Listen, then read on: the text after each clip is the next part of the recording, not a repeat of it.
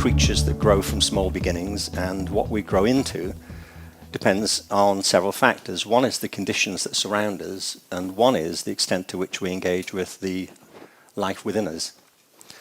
For the past probably 20 years more, education has become a strategic issue around the world. You know, when I was a student, nobody was very interested in what was happening in other countries in education. I mean, I was growing up in England. We didn't really care what was happening in Finland. People in America weren't that bothered about what was happening in Spain. But now governments are. Education has become a strategic issue. And it's become a strategic issue because of the nature and pace of globalization. And education has become seen as a process to encourage competition and economic success between countries.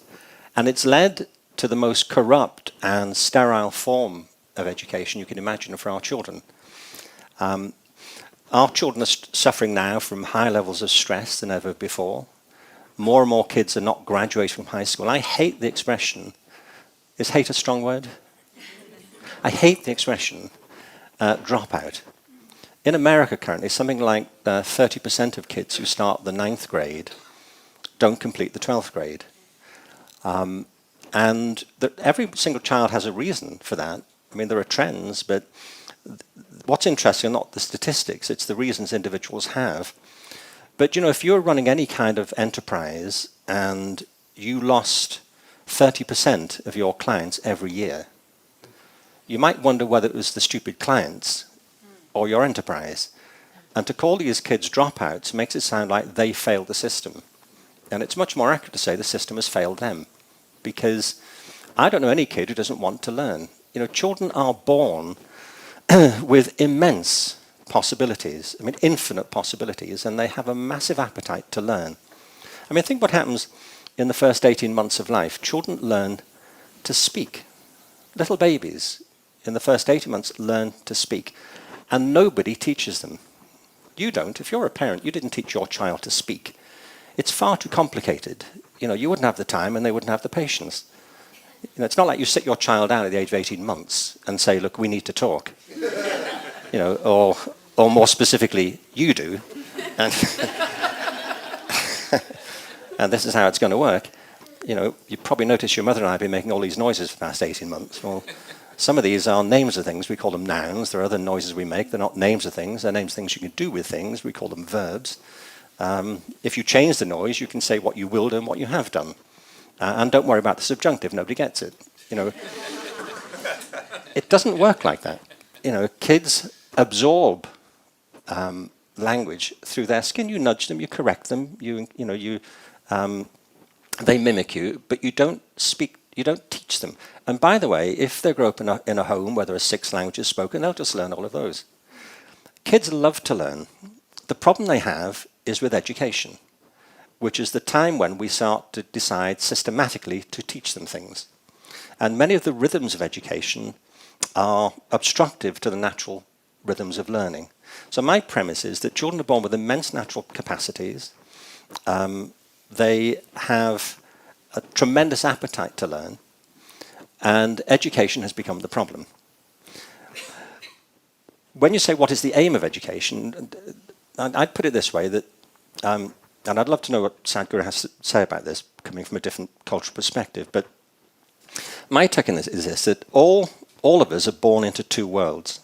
You know, that there's a world that existed before you came into it. It was there before you were. It's the world of historical circumstances. It's the world that exists whether or not you exist. That will be there when you've gone, according to where your metaphysics take you. But there's another world that exists only because you exist. It's the world that came into being when you did. It's the world of your private consciousness, the world of yourself, the world of which it was once said there's only one set of footprints. But the world of your own anxieties, hopes and aspirations and talents and fears and ambitions and so on. Education is filled with the outer world. And most of the problems that children experience are to do with their inner world. So as I see it, the role of education is to help children understand the world around them. That's clearly essential. And also the world within them, so that they can become, you know, compassionate, fulfilled, and engaged individuals. And for me, the great deficit in education at the moment is the extent to which we fail to engage the child's inner world and recognize how much they could become if we invested enough of our time, effort, and own conscious understanding into what their possibilities are. Sadhguru, so much of your work has been about helping people blossom to their fullest potential, to live a full-fledged life. I remember visiting your amazing Isha school, which reflects many of the values that Sir Ken has described. And I'm wondering if you can tell us, in your view, what makes for a perfect school? And how does Isha or any of your schools address the natural longing in a human being to know? I'm glad that there's no perfect school anywhere, because this aspiration for perfection is very death-oriented. It's something that most people have missed. The nature of life is, it's never perfect. Only death is perfect. Never has death happened imperfectly. Never has life happened perfectly. If school is about life, then there is no perfect school. Having said that, as someone said, not him, somebody,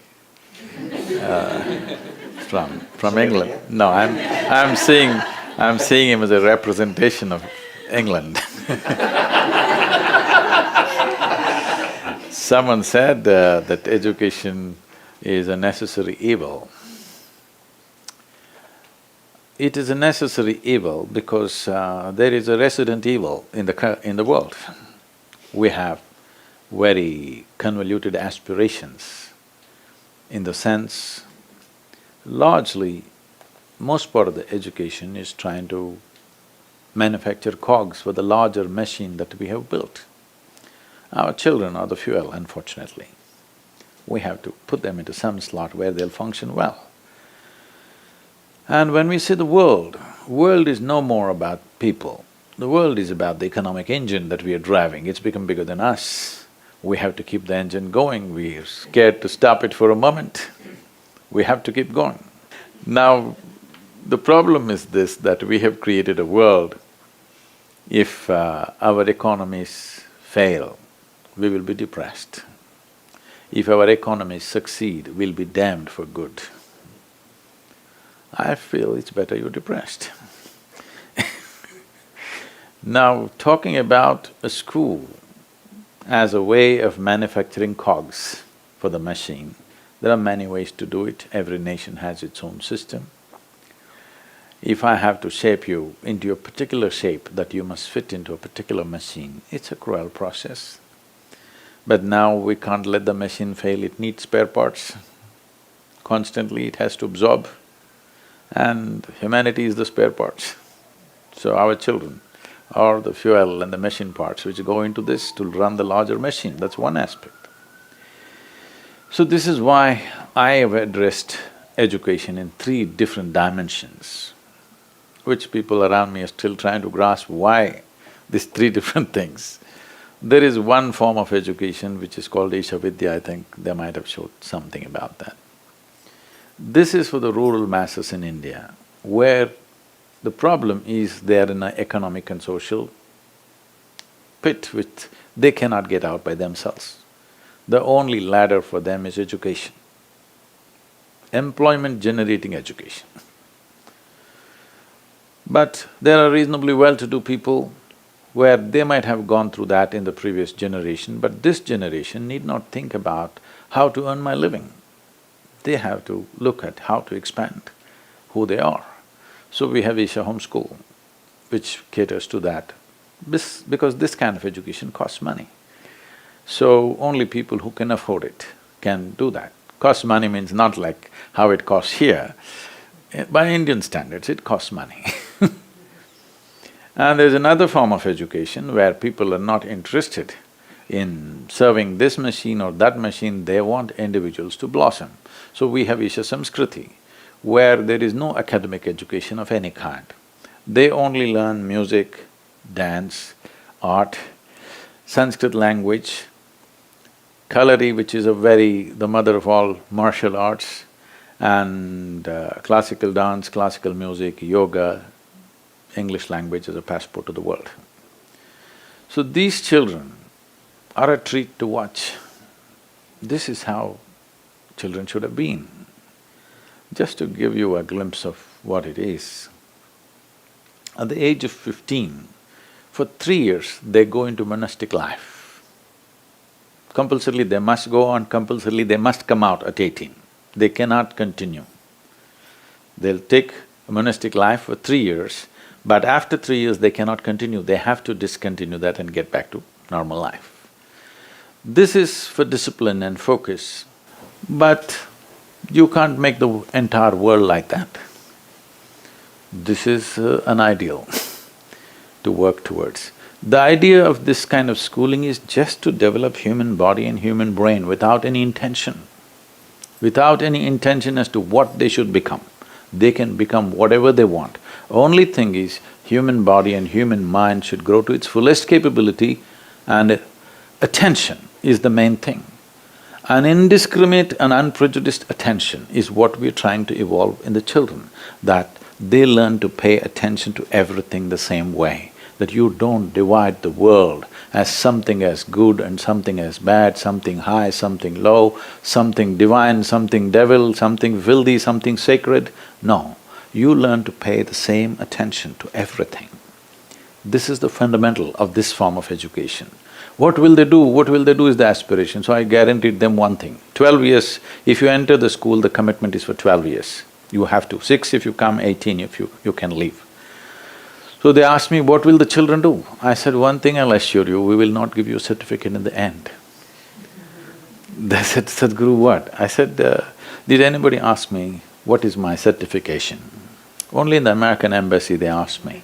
So I said, no certification, because doors in the world may open little slowly for you, but when they open, they stay open.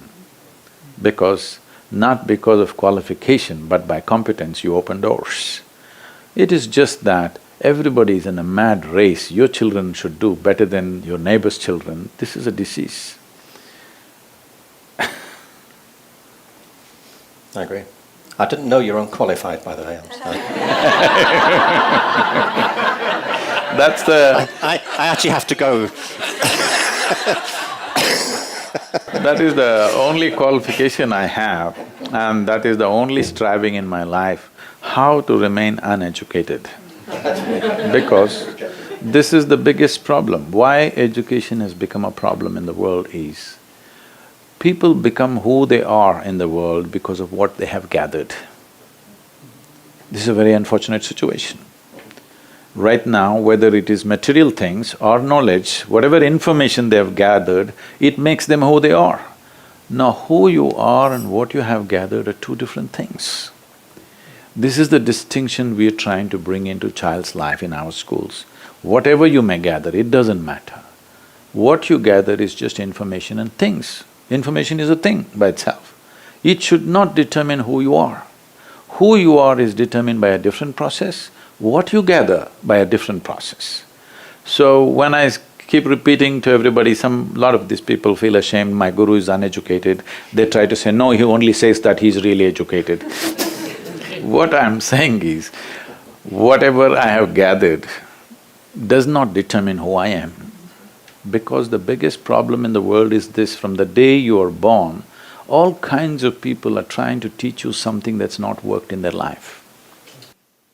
I think if I can say, one of the major problems, excuse me, I agree with all of that, is that we didn't have systems of mass education as we know them now, pretty much until the middle of the 19th century. You know, they were invented, made up. Part of industrialization. Yes, it was part of the Industrial Revolution, and it was associated with the big move from the countryside into the cities to provide a workforce for the industrial economy. It's very straightforward from that point of view. It was a massive piece of social engineering. It's why the system is shaped the way it was. We needed a majority of people to do blue-collar work, which is why we had a broad base of elementary education, and a relatively small group of people to do clerical administrative work in suits, which is why we had a small university sector. And the system was created that way. In Britain, when I was at school, at the age of 11, while we all took an exam, I'm sure Ian would remember it, it's called 11 plus. And it determined at the age of 11 which type of school you went to, at which sort of high school, a grammar school or a secondary modern school. It was really an IQ test, but people thought it was a blood test, that told them how smart they were. And actually it was just a capacity to do that type of test. And like a driving test, you could get better at it. And I mean, a lot of people were trained to do it, and they got through it. But the consequence of it is that we created this kind of system where there were a small group of winners, and they did very well by it, but the vast majority didn't. And part of the problem, as I see it, is that the system of education is burdened with certain ideological assumptions. One of them is a whole set of ideas about intelligence. So the whole ideal of Western education is to get people to university. And therefore, and it's because the universities abrogated the system to their own purposes. And therefore, we have in the system this deeply mistaken assumption that intelligence is the same thing as academic ability. And academic ability is very important, but it's a very specific capacity, the capacity to do certain types of deductive reasoning, certain types of critical discourse. But the upshot is that if you're not very good at that, you're thought not to be very smart. Because the truth is, if you create a very narrow conception of ability, you create a very big conception of disability and inability. I just said, as we're doing personal stories for a second, I'm from Liverpool in England, and I'd mention one thing. I went to school across the city centre from the Liverpool Institute, which is where Paul McCartney was at school. I didn't know him then. I'm sure some of you people do know him quite well. But I wrote a book a few years ago called The Element, How Finding Your Passion Changes Everything. And I interviewed lots of people for the book, one of whom was Paul McCartney. And I tell you this because I think it's very important you don't leave here today unaware of the fact that I hang out with Paul McCartney. Anyway, Paul, as I call him, was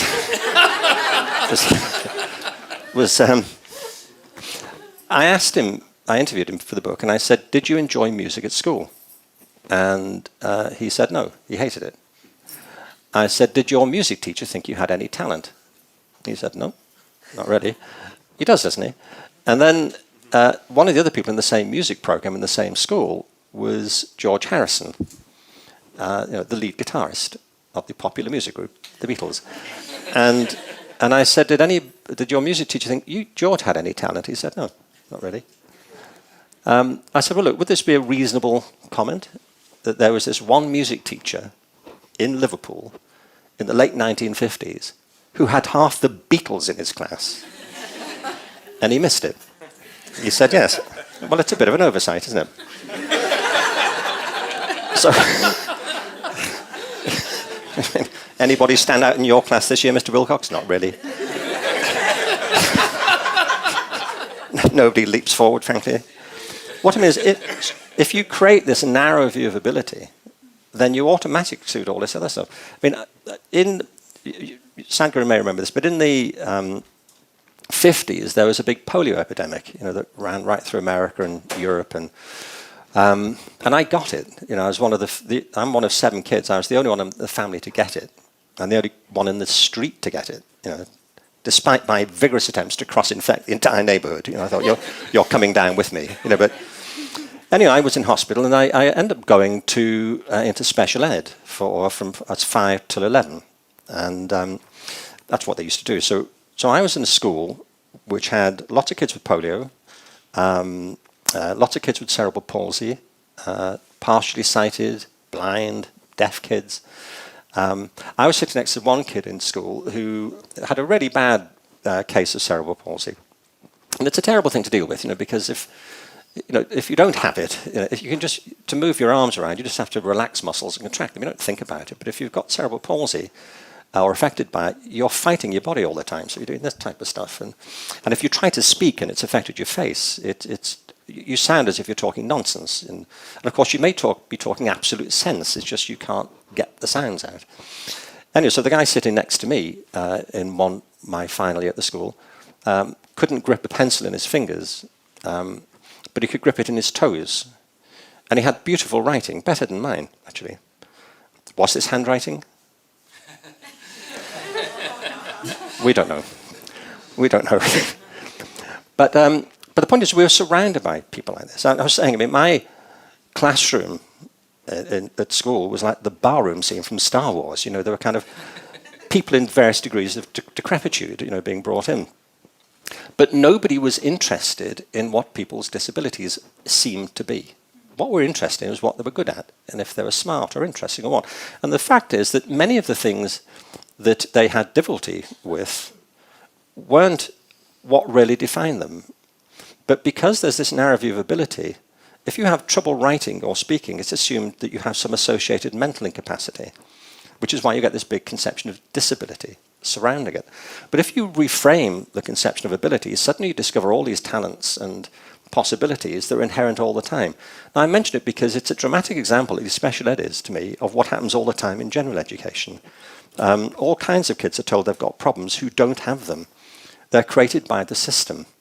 And it's the problem of the system that we need to address, that if you reframe ability, all of these difficulties that people seem to be suffering from suddenly disappear.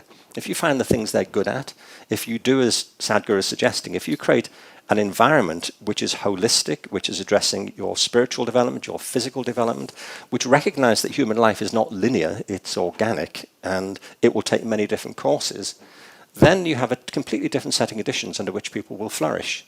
And it's the fact that the conditions themselves, which are industrial in character, create problems for kids, which they then begin to rail against. So we now have a system based on competition, narrow view of ability, and one in which people are being medicated to stay with the program. They're being pathologized for losing interest in what is essentially very boring stuff.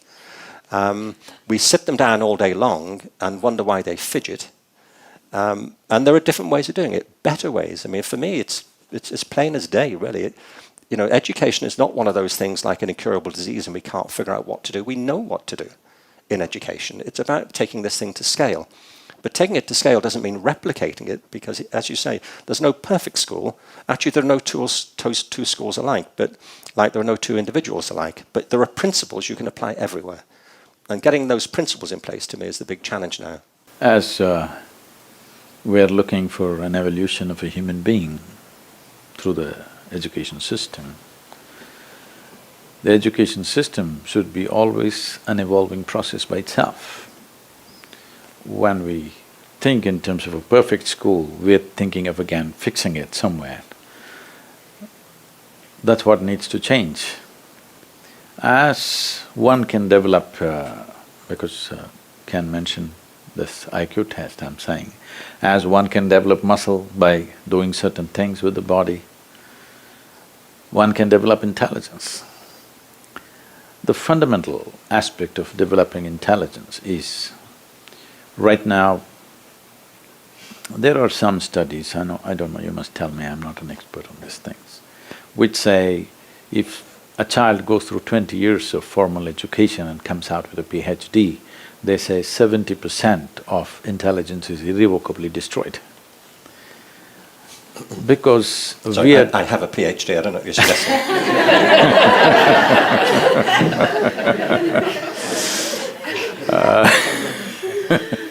I'll leave that to you, Ken.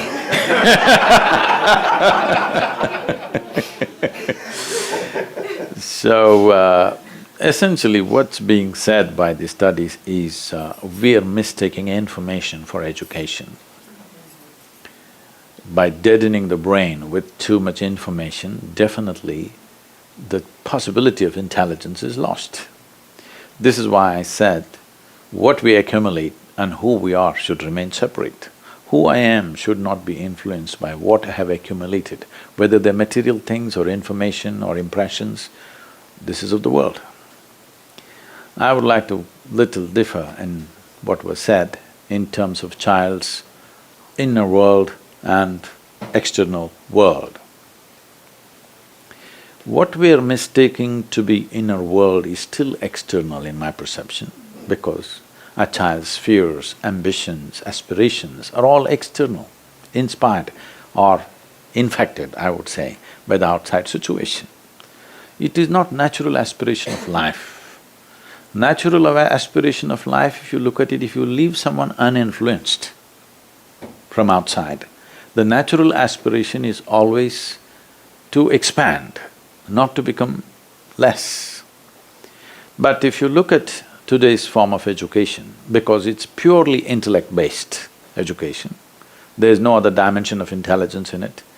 And I think in this part of the world there is a serious mistake that intellect has been mistaken for intelligence. Your intellect can function only with the backing of your memory. Or in other words, your intellect functions with accumulated information. If I take away all your memory, your intellect is quite useless by itself. But there are other dimensions of intelligence within you, which does not need the support of memory. If education systems do not focus on activating these dimensions of intelligence, you will find factory workers, you will not find a genius in every home. What you need is an innovative intelligence. Today when I use the word innovation, you think developing a new I-8 phone. I'm not talking about that. Maybe we can develop a world without a phone. We don't know what's an innovation. Innovation need not necessarily mean improvement of what we have little by little, little by little. Yes, that is also needed, but that is not what life is looking for. People are not any better with phone, without phone. Maybe we're doing more things, but equally confused, equally struggling as it was before. So the point is not about what we have gathered. What we have gathered is useful in creating comfort and convenience for the world. What we have gathered is not useful for creating well-being for ourselves and for the world. If well-being has to happen, we have to access dimensions of intelligence which are not intellectual, because intellect cannot function without accumulated information. If you function always out of accumulated information, you naturally get identified with it. So depending upon what you have accumulated, you become that kind. Because you have become that kind, another kind and your kind always goes into conflict. If the purpose of education is to expand horizons of individual human beings, you can see that's definitely not happening. The more educated somebody becomes, as people get educated, they really can't get along with anybody. Not so educated people can live together, 100 people can live together. Once you become educated, you become isolated, because this is the nature of the intellect. Because you're employing only one wheel out of 4 wheels of your car, it is like that. It's like suppose you're driving on the street and you are some kind of an expert, you drive on just 2 wheels. What, Mosh, you do? You got a car for that. You're driving just on 2 wheels, maybe you're good at it, but nobody else on the street want to drive with you, they will all stop. If you're driving on 4 wheels, everybody will drive with you.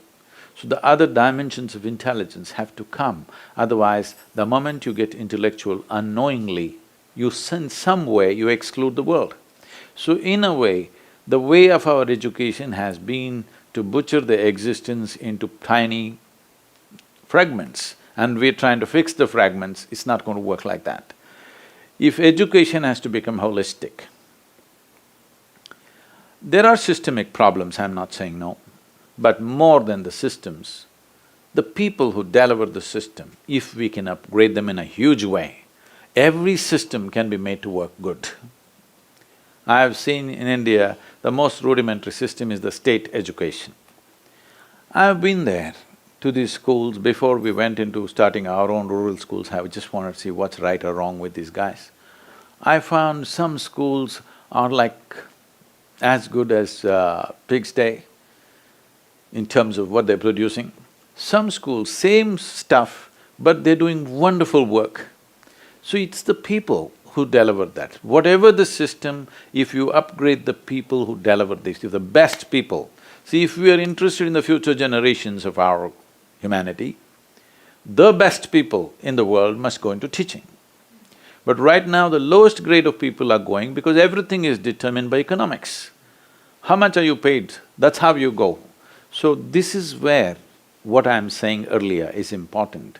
What you accumulate should not determine who you are. As long as that is so, the economic values will rule.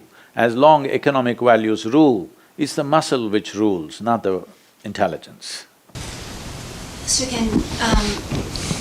we tend to measure what we value, and you were talking about standardized tests, but so much of teaching and learning is about relationships that imply intimacy and caring and witnessing and seeing one another with a teacher. And I know you have a story about the teacher, the doctor, who noticed that the little girl who was fidgeting was actually a dancer.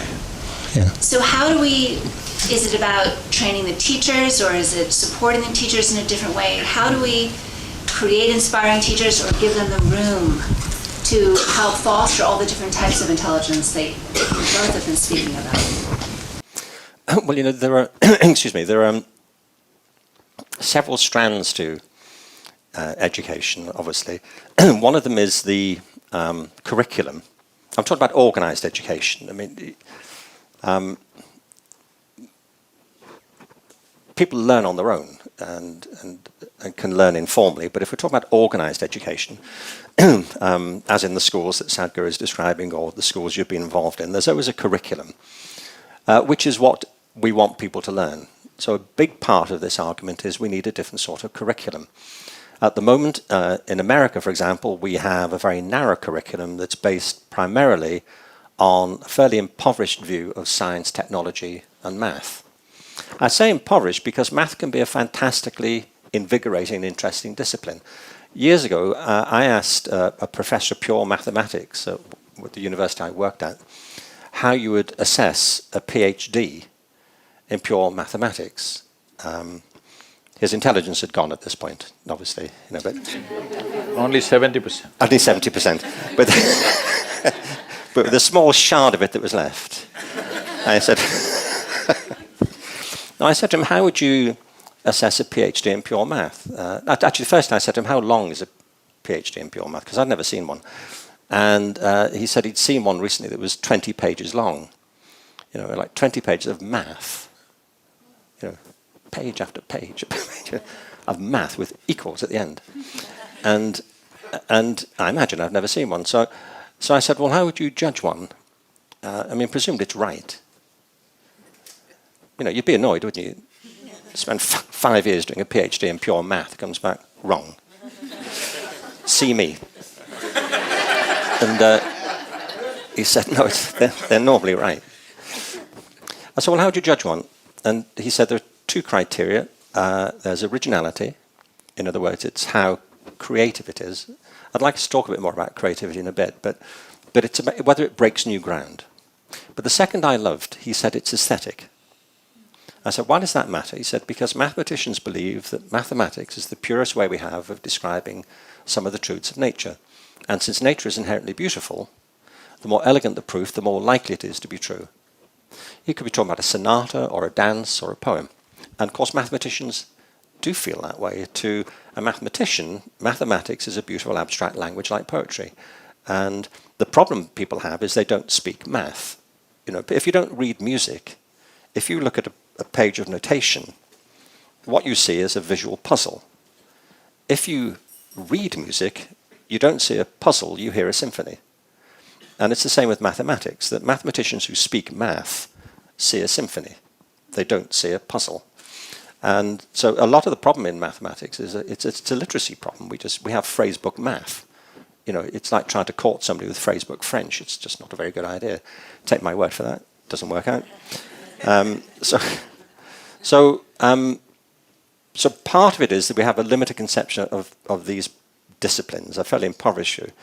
And what I'm arguing for, and it's implicit, I think, in what I understand from what I've read about Sadhguru's schools and what he's been telling us, is you need a broad curriculum that recognizes that education has a whole range of functions and that we have to address physical development, spiritual development, our emotional development, and all of that is tied up with a bigger view of consciousness. And therefore you need a school curriculum which has the arts, the humanities, the sciences, technology, not incidentally, not in a hierarchy, but equally and co-equally important. It's important for every reason, and also because for some kids that's where their real lives are going to lie. That's where they will discover themselves most fully. The second part of education is pedagogy, which is how we aim to teach people these things. And I think you're right. I mean, pedagogy, teaching, is the most important part of it. I mean, the reason Sadhguru is having the effect he's having on the world is because he's such a brilliant teacher. Teaching is what this is about. And teaching is not something that can be reduced to direct instruction. Teaching is not about telling people what to think. It's facilitating knowing.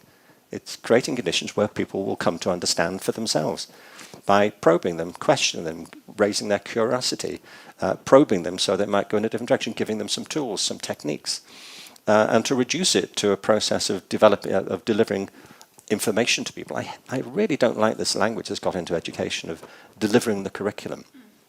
It's like education, some branch of FedEx. You know, it's not. Great teachers know that instruction may be part of it, but the larger part of it is enabling, facilitating, piquing people's curiosity, engaging them, and inspiring their imaginations and seeing the possibility in something. It's a very sophisticated process. And one of the reasons that our education systems stumble is precisely because we've demeaned the profession of teaching. We haven't respected it in the way that we should. We don't compensate people in the way they need to be in order to concentrate on the job and do it properly. And, you know, and the best teachers aren't necessarily the ones with the most degrees. On the contrary. I mean, I know all kinds of very smart people with degrees who can't teach at all. And it's the big mistake that we've made. And the third bit of education is assessment. Well, assessment is important. I can't think of any education process that doesn't benefit by people making assessments of it. But assessment's not testing. Assessment is about making judgments of what's going on and whether it's worthwhile or it isn't and how people are progressing. All great teachers do that. They're sensing whether this is happening or not. You know, and you don't have to give people numbers for that. And what's happened, I think, in America is that we've ended up with a very narrow curriculum which has been compressed because there was a piece of legislation passed here, was it 20 years ago now? Almost, called No Child Left Behind, which is one of the great pieces of modern irony. And what happened was that the government decided that America was falling behind in the international race in education, and the country had to compete, and the children were the foot soldiers in doing this, and that the way standards were to be raised was through standardized testing. It's a terrible mistake to confuse standardization with raising standards, I think. But then what happened was they released this opportunity to the publishing companies. I looked at this recently. So on the one hand, you've got conformity is one of the big principles of the current system. Well, if you want conformity, then you need compliance, and that's what the standardized testing movement's about. And this is a business. That's the point. It's a business, and it's really stifling our children at the moment. In 2013, we looked at some of the figures. The National Football League in America, which is not, of course, football, as we know. I'm a soccer fan. Exactly. And we have to call it soccer because they appropriated the word football. It's not right. Don't tell me you're from Leicester. What? You're not from Leicester. I'm from Liverpool. Okay. It's near enough. But you know, it's rugby, isn't it, in armour? So, but the NFL was a $9 billion business in 2013. The US domestic cinema box office in 2013 was an $11 billion business. In the same year, the education, testing and support industry in America was a $16 billion business. It's massive, you know, so it's a business. And that's what's squeezing the life out of our kids. Now, the reason I'm saying this is that governments have taken the view that the way you raise standards is by focusing on the curriculum and on testing. And the opposite is true. The only way you improve education is by focusing on teaching. Because in the end, it's children who are trying to learn. It's students. You're trying to get students to expand and to learn. And that's an expert personal job. As soon as we lose sight of the fact that this is a very personal process of cultivating interest and curiosity and talent and ability and all of those things and an awareness of the world around you, if we lose sight of that and the role of teaching, then we end up in the mess that we're in. But the good news is this can be changed. It is being changed. But I just want to say, too, that a lot of what you talk about, I absolutely, totally agree with. I mean, I agree with most of it. I'm not saying there's some bit I just think is nonsense, but because I haven't heard all of it. But this couldn't be more important. With a PhD, I expect that. Exactly. Exactly. Can't grasp all of it.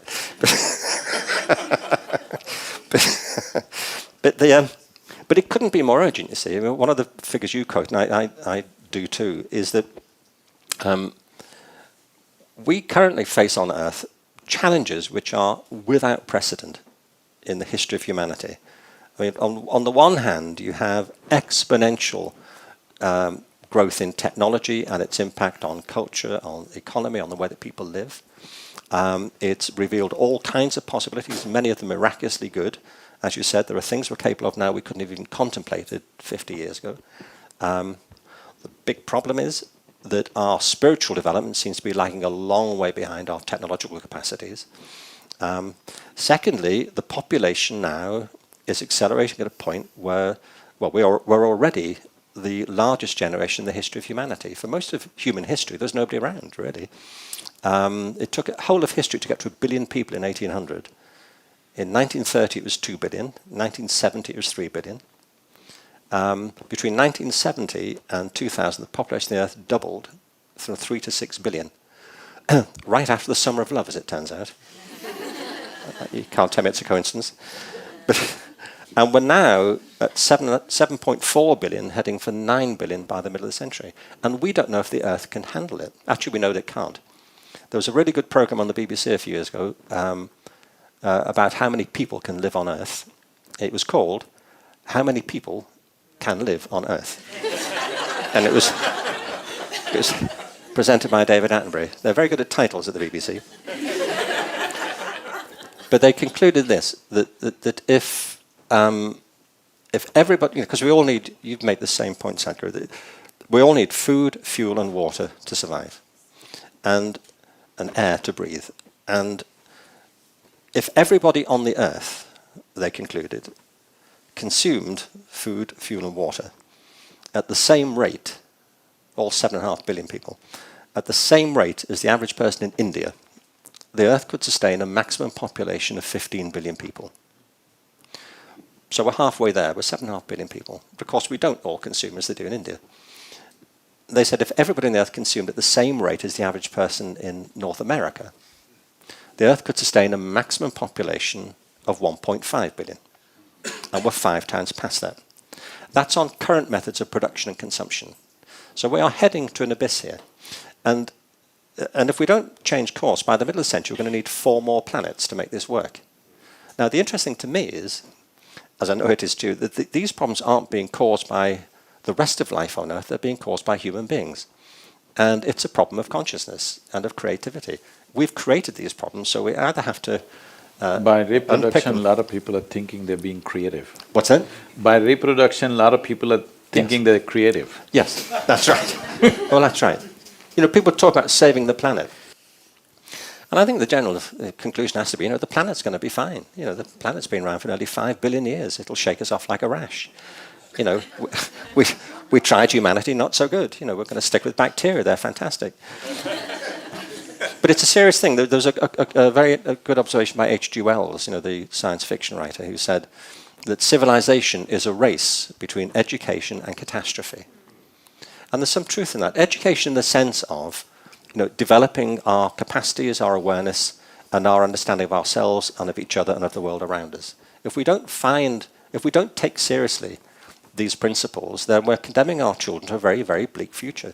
And the idea that all this can be solved through fueling the profits of the testing companies is hard to comprehend, that anybody takes it seriously.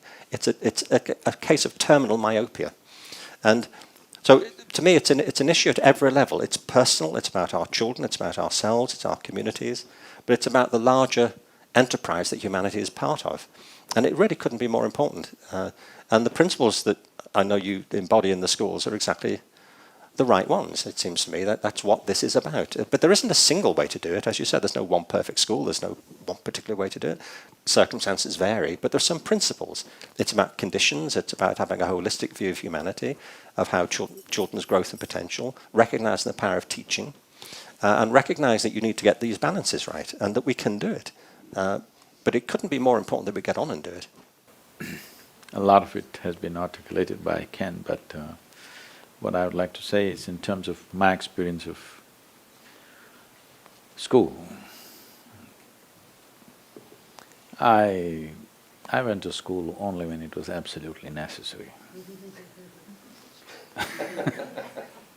I had very innovative ways of staying away from school. Because right from my childhood, one thing that somehow got stuck in my head was, if someone is saying something which means something to them, however simplistic or stupid it is, I'm willing to pay full attention. But if someone is saying something which doesn't mean a damn thing to him or her, but it's some big stuff, I'm not interested in that. Because if you're not interested in that, why should I listen to something that you're not interested in? So essentially, this instruction business comes from this. When you think you need to instruct somebody, you have assumed that those whom you instruct are of a lower intelligence than yourself, which is a serious mistake. There is sufficient scientific data to show everybody, every one of us who are 30 years of age are not as intelligent as a 6-year-old child who's just come into the school. There's substantial proof to show that. Only reason why we are looking out to be smart is because we have information and the child does not have information. So we're just showing off this information in the form of instruction. If we bring the teacher training process, completely take away this word instruction and bring inspiration and transmission as a way of life for the teachers, every school system could become a fruitful process, whatever the thing, because I don't believe we can transform all the systems around the world. But in some way, if we bring inspiration and ability to transmit whatever really matters to them, then a child would sit up and listen, for sure. As a part of this, in our schools, we made it, our school is a 7-day school. There's no holiday and no weekend. This may be shocking for America because thank God it's Friday is the philosophy. If one knows the joy of learning, I don't say why would they want to take a break. Well, activity needs to be adjusted according to, the child's ability to do things. So in a month we have 4 to 5 activity days which are not determined. It's always a surprise for a child. The child will never know when is the activity day. Today when they come, today could be activity day. Suddenly tomorrow you come again, it's an activity day. Next 15 days, it's continuous academic day. But academics are very well woven with arts, music, everything to such a point. I found that when they come to… in India system, I don't know, it's the same here probably, they do first 10 years from first standard to 10th standard, and then there's 11, 12, which is like a pre-university kind of thing. Once they come to 11, 12, they all want to get into professional colleges. In India, you don't get into a professional college unless you have 99.5 percentage, okay? The Delhi University has the legend of refusing children who got 100 out of 100, okay? Where are they supposed to go? I don't know. They got 100 and they refused because there's no space for them. So, this Marx madness will catch up and the parents will go on overdrive, and we have spent 10 years bringing art, music, culture into their lives. Everything will be dumped and just mathematics and science is being done whether they like it or they don't like it. So in the last 2 years, I made this 11, 12 into 3 years. I said, it's 3 years, if you want to come, you come, otherwise you leave it. because we invested so much in art, music, culture, everything. Now the moment you come to 16 years of age, you drop everything and go into professions. You're a doctor who cannot sing, you're a dangerous doctor, believe me. Yes? You're an engineer who doesn't understand the engineering of your own body, that's why you don't dance. If you did know the engineering of your body, very effortlessly you would know how to move. So, we made this into 2 years, into 3 years. So people said, 1 year later my children will go, my neighbor's children are already in engineering and medicine. I said, this is how it is, this is not a race. Education is not a race. 1 year later, what's your problem? You are not in that condition, he has to earn a living at this age. 1 year later he will go more mature and more complete. So we did this, and the amazing thing is, almost 90% of the parents want their children back in the school. 1 year extra for the same education. But we brought many aspects of leadership, management, business which are not in the curriculum, and above all, music, art, theatre in a big way. And it's working out wonderfully for the children, they're coming out much more rounded out. And when the school started, the first question that came was naturally, me being who I am, because education is not my full-time involvement. So people said, so Sadhguru, you're going to give them a spiritual teaching. I said, spiritual teaching is for the stupid who lost life sense. People like you, I said to the parents.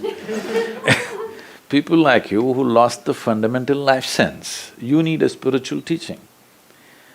If you allow human intelligence, if you know how to nurture human intelligence without influencing it, because teachers think they have to influence, parents think they have to influence, religious teachers, of course, they want to influence. Intelligence need not be influenced, it just needs to be inflamed all the time. But everybody wants to influence. This wanting to influence human intelligence comes from, I think, in these parts of the world, there is a religious thread in the education system of very strong sense of opposites. Something is God, something is devil, something is heaven, something is hell, something is evil, something is good. This is so strongly set up in people's minds. Naturally, they want to influence because you think they will join the other party. Like how the two political parties in the country look like two religions as far as I'm concerned, the language that's being used on the news channels. In my perception, the political parties look like two different religions to me, because it is such strong opposites. No, that's not what a democracy was about. Democracy means today you could vote for this, tomorrow you could vote for that. As it was necessary, you would shift. No more shifting, people are already clearly identified, this is me, that is you, finished. Maybe the people were telling me only 6% travels. Next 47%, 94% is fixed as two different religions in the country. This is very much present in the education mechanism, that we have strong sense of opposites. This is where I think there is something that education systems in the world can pick up from the East, where we don't have a strong sense of opposites, because our gods are devils also, our devils are gods also. Somebody who looks like this is… what is beautiful, what is ugly, you cannot determine in the East because everything is one big happening. I think if you want to nurture human intelligence, this strong sense of opposites have to go. There is nobody in this room who is 24 hours good or 24 hours bad, isn't it? You can confess with me, it's okay. Yes. Nobody is 24 hours good or 24 hours bad. It's just when you're conscious, you function in a wonderful way, when you're unconscious, you may do something lousy. This happens to every human being. Now, instead of recognizing that fundamental quality of the human being and how to nurture this, because the basis of our intelligence is just this, that we can do this or that. If you were another creature which doesn't have the same level of intelligence as the human being has, a tiger will only do that, we know exactly what he will do. A hyena will only do that, a buffalo will only do that, it's all fixed.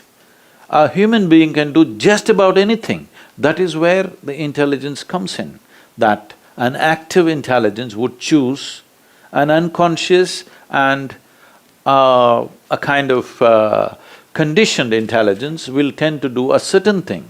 The purpose of education is to decondition the intelligence so that it becomes an active intelligence, adapting to the situations, doing the right thing for the situations in which we exist, not positions that we have already taken.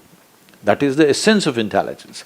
But today, in some way, education system is trying to condition the intelligence this way or that way, because I think there is a strong thread of religion in the background. Though it may not be spoken, I see that everywhere there is a strong sense of opposites, very strong opposites which cannot meet.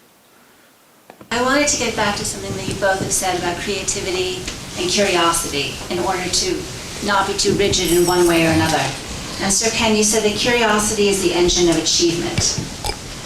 And so I'm wondering what happens to our curiosity as we grow older, and how do we get it back and sustain it? And how do we keep, I mean, you both have different methods for reaching this, but in terms of… People are blind dating out of curiosity. That's one reason.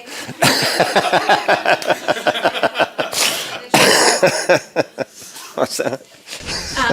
But in terms of people, if creativity can be valued as literacy is valued, and if curiosity is kind of the fuel to keep us somewhat awake and aware, Yeah. how do we hold on to that as they maybe are even out of school and just continue? I mean, our Right. children inspire us all the time. We learn from them all the time. But as adult learners, I wonder if you can speak to that. Well, yeah, I just want to comment, if I may, first on what Sadhguru says about opposites.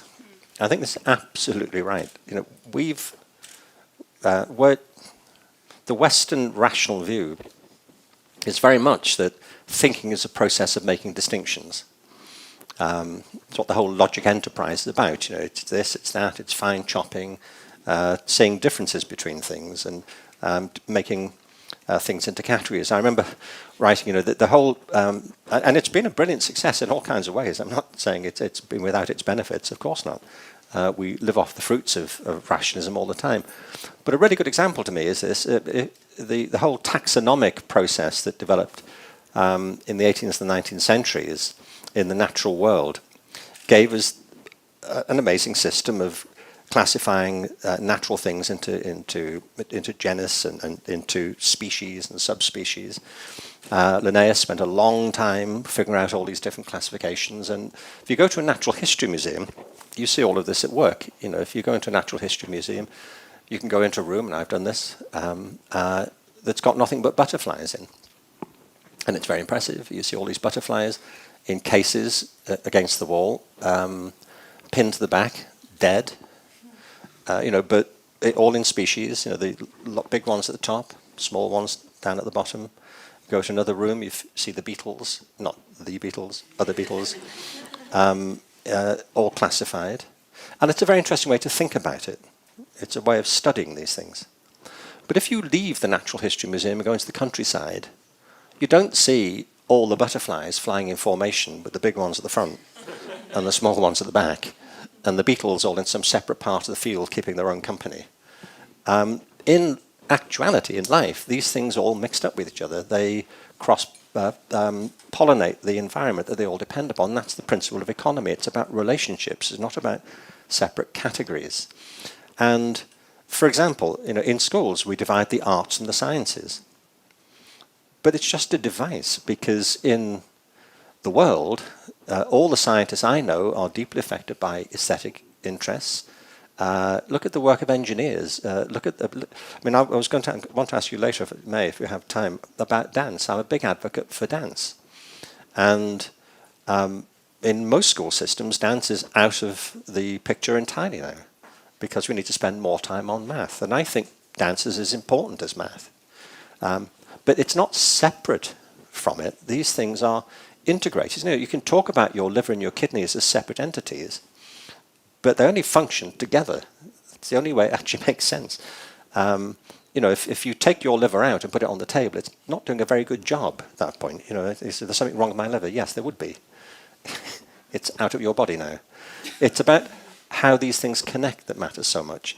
So I think the better way is to see that thinking is also about making relationships and making connections and not seeing separation. So we end up, for example, in school saying, are you an artist or are you a scientist? Is it going to be this or is it going to be that? It doesn't have to be a choice. So when I talk about creativity, I often ask people, I ought to get a life ready, but I do ask people how creative they think they are, large groups. And it's interesting to me how many people who are creatives, so to speak, will also say they're not really very smart, or people who think they're intelligent will say they're not very creative. And actually, creativity and intelligence aren't separate. They are functions of the same thing. Creativity is about having fresh ideas, and that's a function of intelligence. So when I say creativity is important as literacy, it's not separate from it. But creativity seems to me to be the hallmark of human intelligence, however you describe it. And there's something prior to it, which is imagination. Imagination is the power to bring into mind things that aren't present. Creativity is putting that to work in some way. But the best evidence of the power of human creativity is that we all create our own lives. Every human life is a unique achievement. There have been 100 billion people, we think, on the planet in the past 150, 200,000 years. And every single life has been different. Every one. Because you create your life. Unlike most other creatures. And human beings don't live as other creatures seem to, only in the direct physical world. We live in worlds of ideas and beliefs and values and cultural practices and traditions. And human beings invented virtual reality long before Oculus. We all live in virtual worlds. It's what the great cultural conflicts are about, when people's conception of the world come into conflict like this. The great religions tearing each other apart over ideas. And cultivating creativity and curiosity seem to me to absolutely be paramount, and it's the starting point of education. You have to help people to see that many things we think are provisional, they're contingent, they can be changed, we can think differently. We don't need to be trapped into our own biography. We can recreate ourselves if we wish to, and that's what, as I understand it, a lot of this work is about. It's giving people another sense, another realm of possibilities that they can come to occupy and inhabit. But it begins by enlivening the capacity to ask questions, the sense of intrigue about the world around us. And it's that gets killed in schools when it comes down to direct instruction, testing and multiple choice, bubble tests.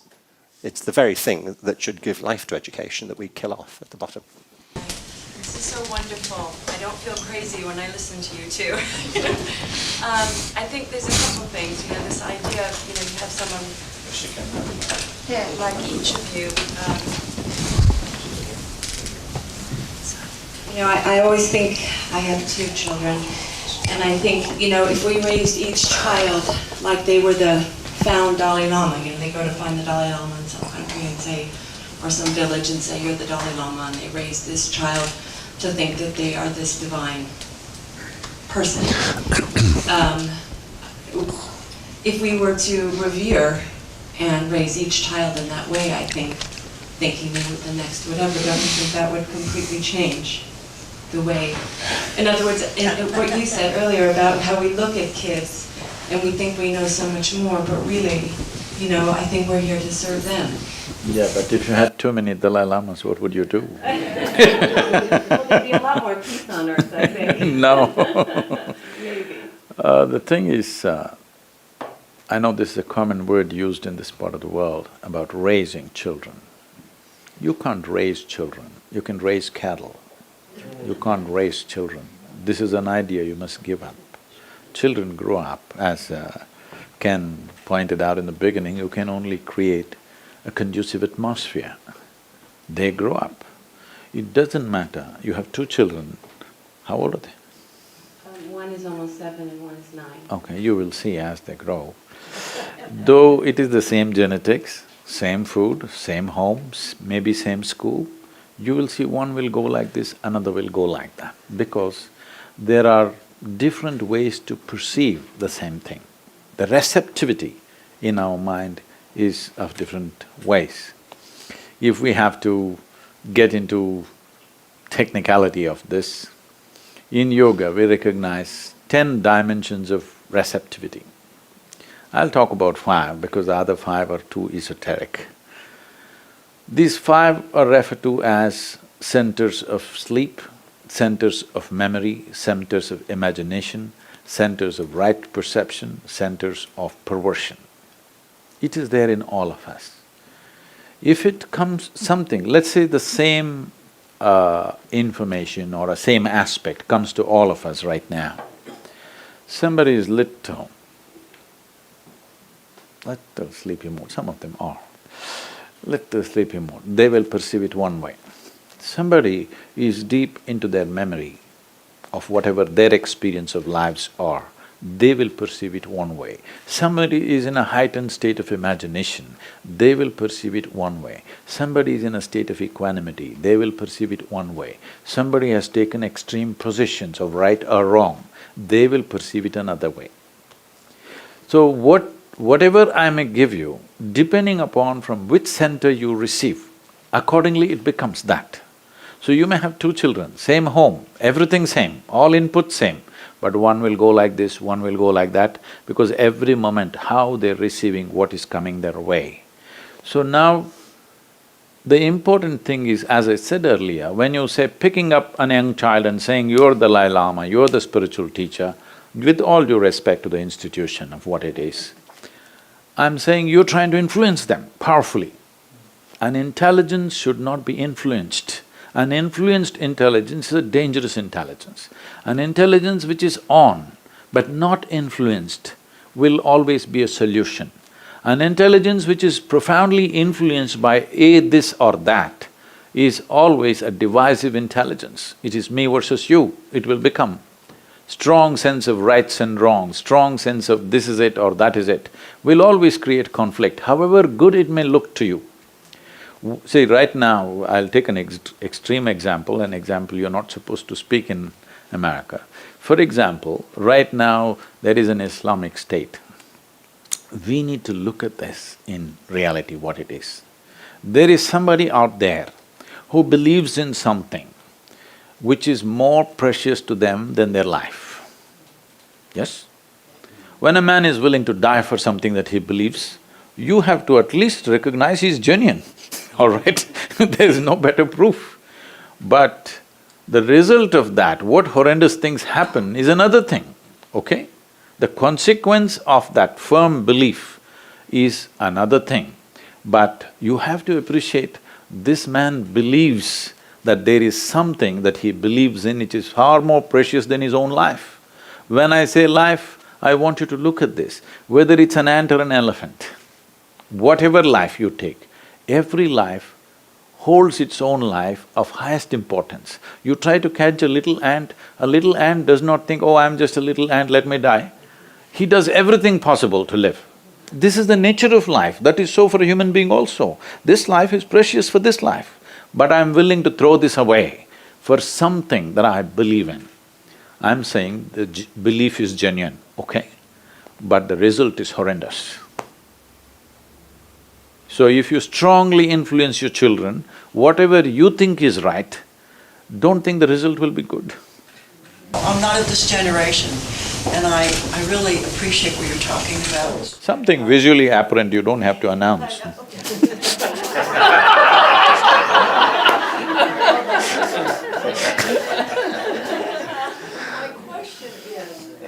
But I am more ancient than you can see. My question is, in listening to both of you, I was wondering why the economic is not part of what perhaps, it's what I feel. I feel children who have economic wealth and more means are able to do the testing, able to go to those private schools, able. And I think that's changing the tenor of education, certainly in our country, and I'm disturbed by it. And I don't know how you guys think about that. No, there's no question about it. All the figures support that view, that kids from middle class and wealthier backgrounds do better at school, they do better at tests. Kids from impoverished backgrounds do much less well. Non-graduation rates are much higher in impoverished backgrounds, of which there are many more than there used to be. It's true in certain of our African American communities and Hispanic communities. It's also the case that although it'd be wrong to say if you don't graduate from high school, you go to jail, that's not true, obviously not. People often have wonderful lives, they just didn't happen to finish high school. What is true is a very high proportion of people in jail, actually over 60% of people in the correctional system in America did not complete high school. So there's a very, very considerable and significant economic dimension to all of this. And it's creating a chasm in the country that I think it has to be addressed in an urgent kind of a way. No, but America, prides itself, it keeps telling itself it's the best country in the world. We have to watch this. I mean, I live here. I lived here for 15 years. There's a reason. We like it here a lot. But nobody has a guaranteed place anymore. I mean, when there's a book written about the fate of empires, by a guy called Jared Diamond. It's a very good book. It's called Collapse. If there's a problem for Jared, it's that he gives you too much on the cover. He needs to come up with a more elliptic title if he wants to sell copies of his book, I think. What happens to empires? They collapse. We're done, really. He should have called the book, What Does Happen to Empires? Read on. Now, you see, I'm from England. I'll keep mentioning it from now on, just so that... If in the middle of the 19th century, Britain had the largest empire in human history. That's not jingoism, it's just a matter of historical fact. We had the biggest military program, the biggest economy, the biggest colonial program. If you had gone to the court of Queen Victoria in 1870 and said, this empire will be over within a generation, you'd have been laughed out of the building. But it was. By 1918, we'd lost a generation of people in another foolish war. We were virtually bankrupted by it. In 1939, it all happened again, and in 1945, it was finished.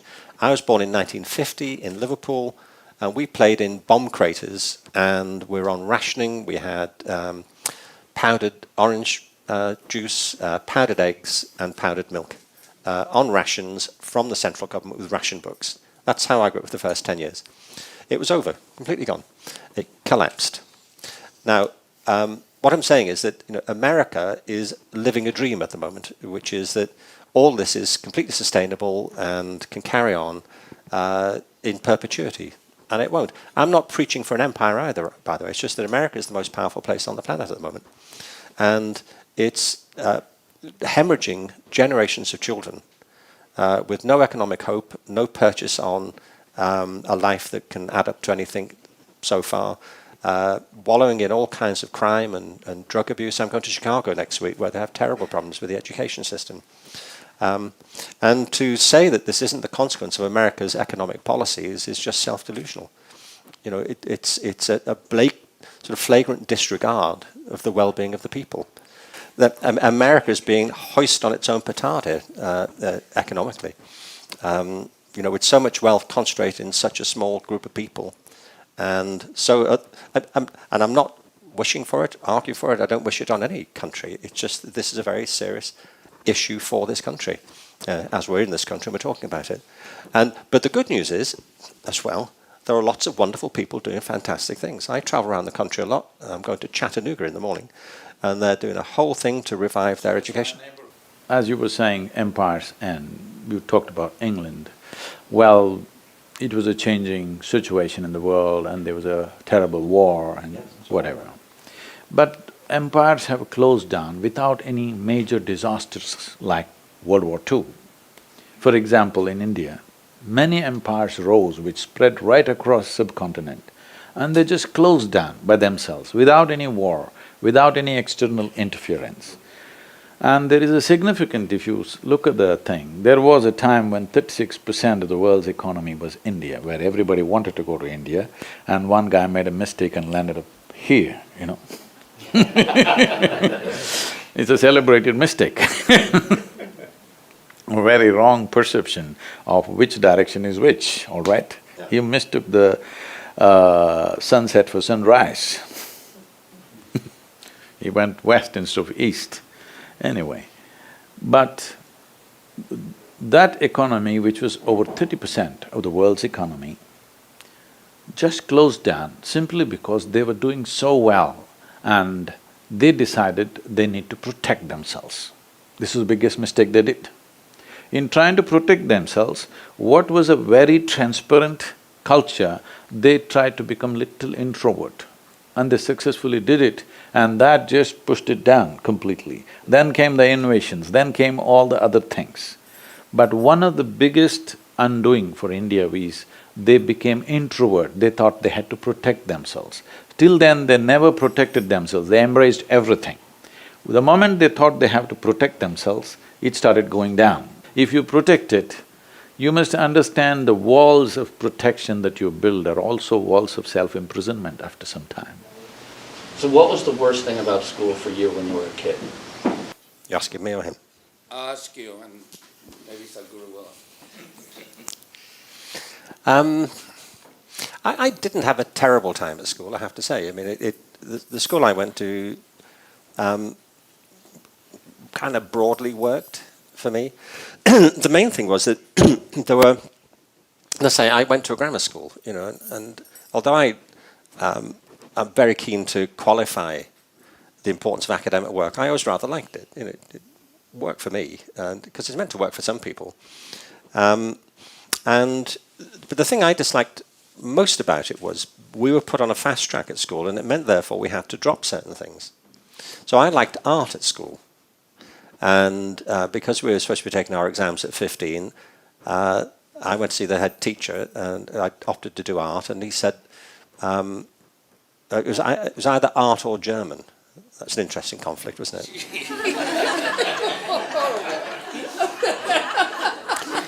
And I said, what do you think I should do? He said, well, if I were you, I would do… I said, I want to do art in German. He said, well, the thing is, you can't do art in German. Which baffled me, you know, because I'd seen films of Germany and there were pictures everywhere. You know, I thought, well, presumably somebody in Germany is capable of doing art. And he said, if I were you, I would do German. I said, why? He said, it would be more useful.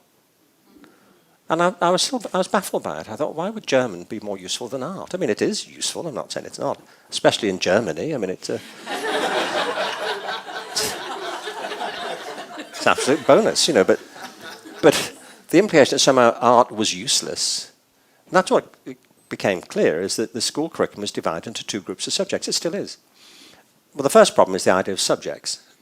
but if you accept that for a moment, most school curricula are divided into two groups of subjects, useful ones and useless ones. And the useless ones are, you know, art and music and dance and so on, things like that. So I had to drop art to do German. It never worked out. I never got the hang of German. And the reason is, it's impossible. You cannot speak German. We know this to be true. I mean, I tried, but German's like Latin. You know, it's you have verbs that conjugate, nouns that decline, the word order has to come in the same thing, the verb has to be there in the sentence, they're long sentences. You know, so you can have a long compound German sentence with the verb at the end. So if you talk to somebody in German, it can be ages. You know what… you know, I mean, you know who was involved, where this thing happened, you know, but you've no idea what they did until the last word shows up. You're like, does verb occurs about 15 minutes later? Oh, that was what they were doing. I've absolutely no idea. Actually, I went and gave a talk at in Vienna when I graduated college. I went to go and speak at this education conference, and I was picked up, you know, at the airport in a taxi, and the guy said to me in German, "Where are you from?" To which I replied, "Yesterday evening." which I now know is a mixture of French and German. And he said, "Oh, you are English?" I said, "Yes, but I can do art." And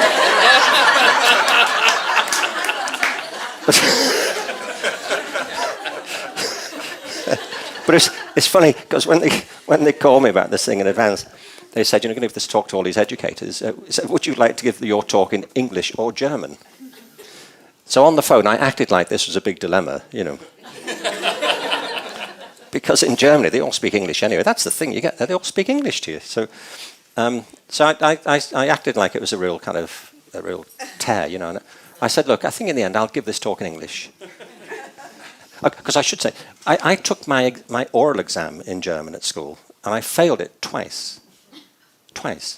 And the reason is that, it's a very complicated language. It's like Latin, but if you've got a Latin translation to do, you've got till next Tuesday, and a pencil. Whereas in Germany, they expect a reply immediately. And I just couldn't get the hang of this thing at all. So I did the German oral exam, and I failed it, the first one, because I spent the whole exam standing up, having misunderstood the instruction to sit down. So, fated it right away. Anyway, so when they called me on the phone and said, "Do you want to give this talk in English or German?" I said, "Look, I'll do it in English, I think." They said, "Why is that?" I said, "Well, look, there's several reasons. One is it'll be longer, more than 3 minutes, which is my conversational range in German currently. Secondly, it will deal with more complicated issues than my favourite things, it's what I'm largely confined to. And thirdly, the audience won't have to keep standing up and sitting down, because I'm still annoyed about that.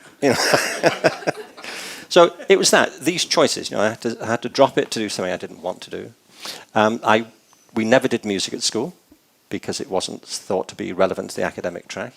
So it was that stuff, and I wouldn't over-psychologize it, but it was the lack of those things on my own education that made me think hard about why they mattered. In fact, I wanted to ask you, if you don't have to answer now, obviously, it's entirely up to you, but one of the things I've often argued is that dance in schools is as important as math. And to most Western people, that sounds like a bizarre exaggeration of something. But it's not. People are embodied. We are physical creatures. I've had the pleasure of working with a lot of dance companies. I'm the patron of the London School of Contemporary Dance, Martha Graham's company in the UK. And to watch dancers at work is the most extraordinary thing. It's not just a physical activity, of course not. It's a holistic activity. And I know in one of your schools, dance is a very central part of. I remember you saying in one of your talks that you equated dance with science. Is that right? I'm not saying it is a science, but the scientific nature of dance. The way I perceive the world, I'll continue from the question that Max asked. What is the most terrible thing about the school? I don't know, because I was not there. I didn't suffer that. Solves that, isn't it? That's why I Just don't go in.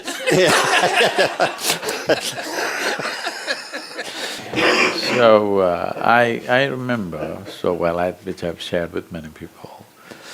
I remembered so well that this assessment that she was talking about, a big investment in assessment, some 16 billion in assessing children, which is unknowingly grading them. And this grading, life does not respect, only schools and education systems respect. In the end, who does well in the world is not determined by how much marks they got somewhere, but they're given an extra advantage because they got so many marks. So I remember these monthly tests or the monthly report cards that were given out. I would see some children strutting around because they are first, second, something, and some children sitting and crying because they're afraid to go home. I don't know what they had in their report cards. As far as I was concerned, whenever it was given to me, I just took it and gave it to my dad. He would open and he would blow. I just didn't know what's happening. This is a communication between my teacher and my father. I never once opened and saw what is written in it. Because I thought this is something between the two of them.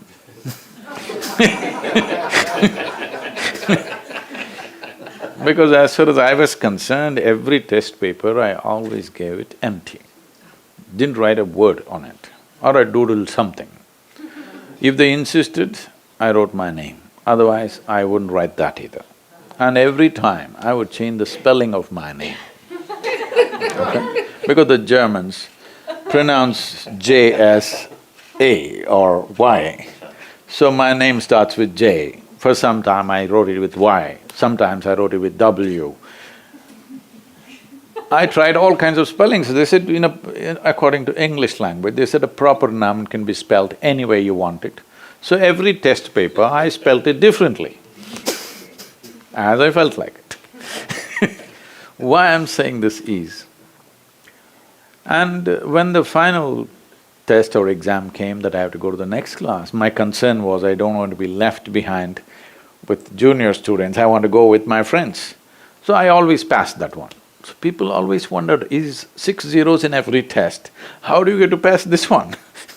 I wrote my paper only for 35 marks, which is passing mark. Right through my education, half an hour bell, till half an hour bell in India you can't get up and leave. I'm just waiting for the 30-minute bell. The moment the bell rings, I'll get up and leave. Because by then I've written and I've calculated, I'm getting 37, 36, I'm done, I'm out. Always, if you look at my report cards right through, everything is 35, 36, 37, 35, 36, 37, all subjects. Teachers would beg me, you may know something else, please sit down and write. I said, that's not the point, I got 35. I'm moving to the next class and that's all that matters to me. That's the only concern, that I don't want to be left with younger children, I want to move with my friends. Except for that, I had no interest in anything. This doesn't mean I had no interest in anything at all.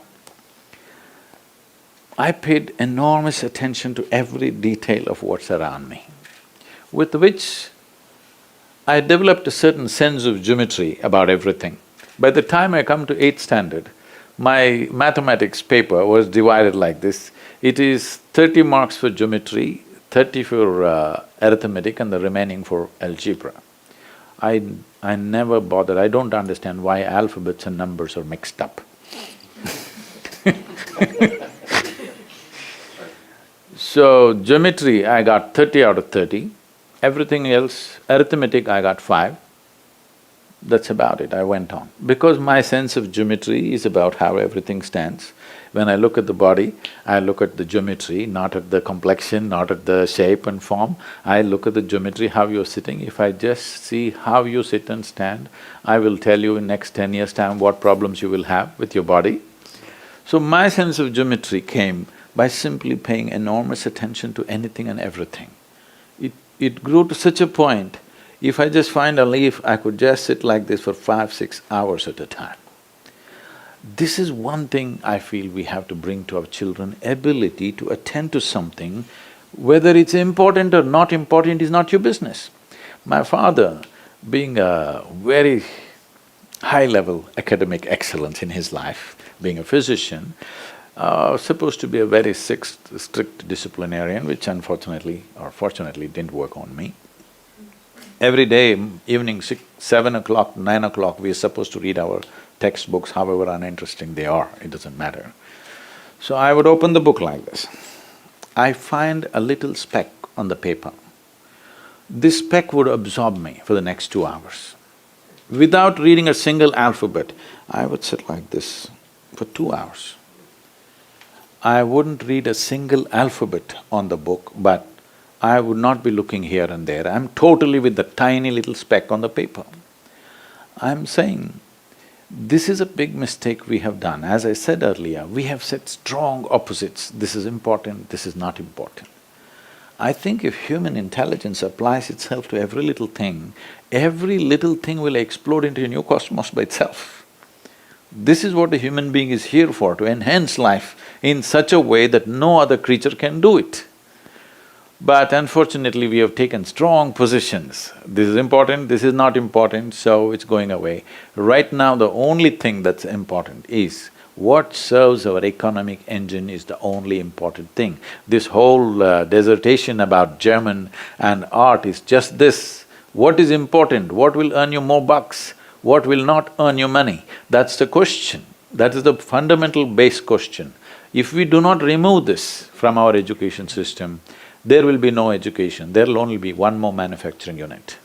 I've been hogging this microphone, hoping that I would have power to ask you a question. So, Sir Ken, you're still wearing your single-function device. I hope your daughter is now wearing a multifunctional device watch. Yeah. My serious question is I'll explain. Your comment about flawed enterprise as an education is really resonating with me, especially how the government and regulatory policies are influencing our education system. And America is really the most powerful country in the world, but we have worse than some of the third world country education system. But we also have the best universities and best boarding schools, and we have very flawed public school system as well as community colleges. If you are the single advisor to the new president, what policies would you recommend so that America becomes, again, the most powerful country in the world in our human capital, and we can make the impact moving forward? Well, just to say, I think there are brilliant public schools in America. And public education is one of the kind of jewels in the crown of America's achievement over the past 200 years. And, I know there's a growth in charter schools and independent schools and all of that, but for most kids, public school's not their best shot, it's their only shot. And getting public schools right and not giving up on them, I think, is a really major priority, which I'd want to say to any incoming president, that there's been a clear attempt to break up public education, or at least to bring the profit motive into it. Education worldwide is estimated to be, just on the economic frontier, a $5.5 trillion business. It's why so many big publishers, independent entrepreneurs are getting into education, why so many tech companies are getting into it. It's like another gold rush. And I'm not against, people with good, interesting ideas getting involved in education, as long as we keep remembering it's children that we're dealing with and young people, and they're not there to make people profits. And I do think it's very important that any incoming president, that's the first thing I'd want to say. The second is that, by the way, the community college system is fantastic. And more and more people are going to community college because the costs of going to college have become so ridiculous. I mean, student debt now is what, $1.3 trillion, more than all credit card debt. So I think that's the second thing. I think it's an amazing asset in this country. But the third is just the things that we've been saying here about the importance of getting teaching and learning right. I mean, I'm not, and I don't think any of us shouldn't have as our priority making America the most powerful country in the world. And if I were in England, I wouldn't want England or Great Britain to be the most powerful country in the world. I think the issues are bigger now than countries, and international competitions like these aren't terribly helpful. I think we need a much bigger global and compassionate view of what we're trying to get done. Much more collaboration, much more integration of interests. I mean, for example, by common consent, the best education system in the world at the moment is Finland. And Finland set about revising its education system 40 years ago at around the same time that America did. America got into all this after the Nation at Risk report under the Reagan administration. And America went down the road of standardization and testing and narrowing the curriculum, and it hasn't worked. I mean, billions of dollars being spent with no improvement to speak of. Massive frustration on the part of teachers, principals, disaffection among kids. Hasn't worked.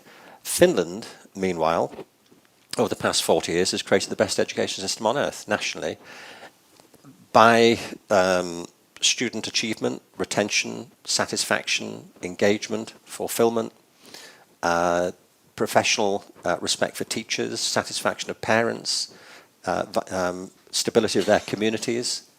It's become an exemplary system. And insofar as they matter at all, these international league tables show that Finland is also close or near the top there too, in the areas that are being tested. It's a fantastic system.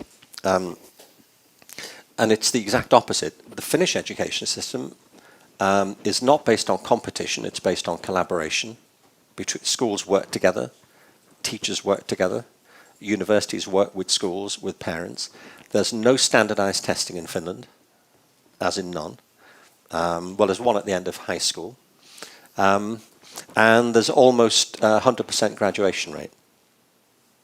And it works.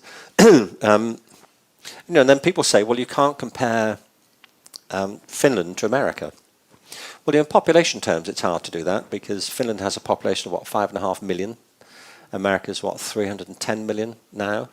But the fact is that education in America is organized mainly at the state level. And there are 30 states in America with populations smaller than or equal to Finland.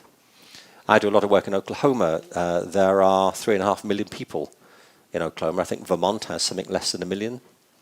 I was in Wyoming recently. I was the only person there. It's just me. Just me and the driver looking for the entrance. So it's not that we should all try to be Finnish and call our capitals New Helsinki. It's not that. It's that the principles apply, and the principles are pretty straightforward. One of the things that I want to say is we talked about the Industrial Revolution and the origins of education in the Industrial Revolution, and it is. You can see it. It's about conformity and compliance, but I think the real comparison is not with industrial manufacturing. It's with industrial agriculture, which also developed during the 19th century. And industrial agriculture completely subverted the old organic systems. It was based on mechanization, which meant that you could cultivate single crop farms as far as you could see. And you go to the Midwest, it's corn as far as the eye will take you, or it's potatoes as far as you can see to the horizon. That was made possible by mechanization. The other innovation was chemical fertilizers, which made it possible for things to grow bigger and faster. And the third innovation was pesticides, because once you created these big monocultural farms, they lacked the natural protectiveness that mixed farming creates. So we had to soak these things in these pesticides to keep them from being infested with insects. And it worked, has worked for a while. The problem is that it's destroyed topsoils around the world, which are eroding at a prodigious rate. It's poisoned waterways, it's polluting the oceans, and it's not sustainable. The whole world, we all depend upon a very narrow smear of topsoil, less than a few feet thick, that doesn't cover the whole world, it just covers part of it. Most of the earth is rock or water. And without this, we can't, and it's taken millions of years for this stuff to accumulate. And industrial agriculture is destroying it. And you see it, it's what happened in the Dust Bowl in Oklahoma. It's happened in other parts of the world too. The thing about this system, it's been very successful, but it's completely unsustainable, it's unnatural. Same thing with animals. We're keeping animals in these terrible compounds. We're pumping them full of antibiotics and hormones to make them grow bigger and faster. And because they live in these terrible conditions, they cross-infect, so we pump them full of this stuff. The thing about industrial agriculture, it's all been based on output and yield. And people will tell you that industrial agriculture the interesting thing is the focus is on the plant or the animal. It's getting it bigger. It's yield and output. Organic farming is based on the opposite principle, which is they don't focus on the plant, they focus on the soil. Exact opposite thing. If you get the soil right through natural process of composting and crop rotation, you don't need all these pesticides, and you don't need to keep renewing the soil. It does that itself. And the organic farmers know that. If you get the soil right, the plant will be fine. Don't focus on the plant, focus on the conditions of growth. And the same thing has exactly happened in our school system, I think. We've had these industrial systems. We've been focused on output, on yield. We've created sterile, inhuman conditions in our schools where people are not learning, even though we're getting data and so on. And along the way, what we've done is eroded the culture of learning. And all schools know, and I'm sure it's true of your schools, so if you get the culture of the school right, get the culture right, then things grow. And it's applying those organic principles. And if we can get all schools to do that, then the problem will start to right itself. I mean, what Ken just now said is the most important aspect. That is, education is not a production line, it's an organic happening. At the same time, from the question she asked, see, you cannot create an education system independent of the society in which we exist. Some ideal system. America is America. As he said, some principles from Finland you can take, but Finland is protected by oceans on all sides and it is what it is. And cold also prevents lots of things. America is what it is. Children are not just learning from their teachers, they're learning from the street, they're learning from the culture around. So you cannot ever develop an education system independent of the ecosystem that's happening.